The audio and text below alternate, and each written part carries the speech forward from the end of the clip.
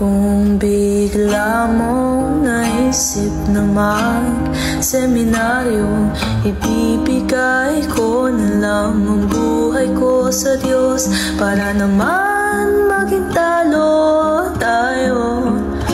At di ako magluluksa sa desisyon mo. Masama bang itulak palayo ang panghabang buhay na pagdurusa, kundi na kita makukuha pa? Wag na lang, oh, wag na lang, wag na lang makipagrelasyon. Ito lang aking bokasyon. Bahala na kung di sila sumang-ayon.